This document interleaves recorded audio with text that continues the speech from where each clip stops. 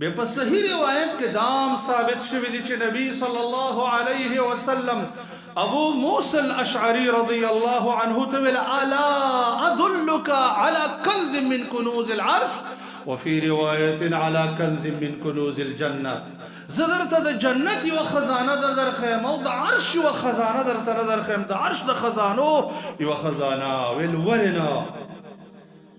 او ته دا خبر او کړه چې دا کلمه وایي چې لا حول ولا قوه الا بالله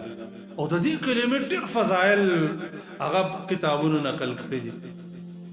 نو زما قدرمن او عزتمند ورونو دی آیت قرآنی کې دا خبره ثابتېږي چې دا ذکر انسان لره د دې آفتونو او مصیبتونو نه بچ کړي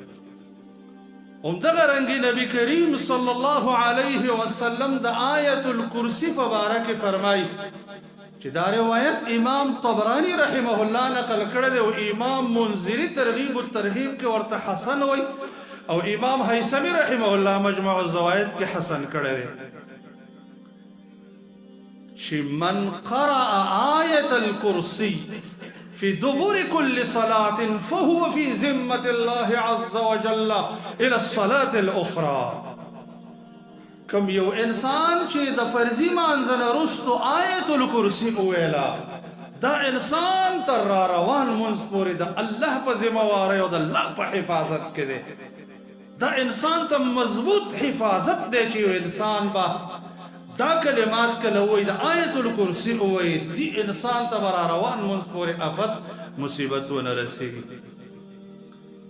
امدسی نبی کریم دا صحیح البخاری روایت دے چھ نبی کریم صلی اللہ علیہ وسلم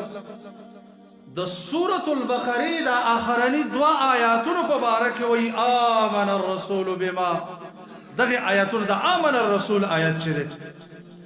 فرمائی نبی علیہ السلام من قرأ الآيتين وفي رواية بالآيتين من آخر سورة البقرة كفتاه چاچه ده سورة البقرة آخرانی دو آیاتون اولست الآمن الرسول دی انسان دا پارا بدا کافش